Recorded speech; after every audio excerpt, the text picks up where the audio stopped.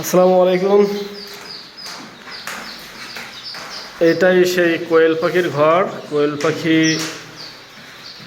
অনেক টাকা লস খাইছি, যে আশা করে পুষছিলাম, আশা পূরণ হয় নাই। এই সেই কোয়েল পাখির ঘর। তো বর্তমানে আজকের এই যে দেশি মুরগি বাচ্চা তুললাম আবার 100।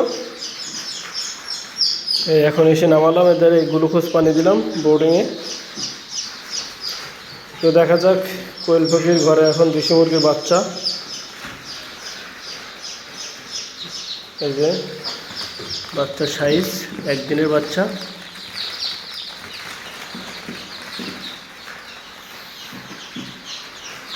এদের এই 3-4 ঘন্টা এখন গ্লুকোজে পানি চলবে, তারপরে খাবার দেব।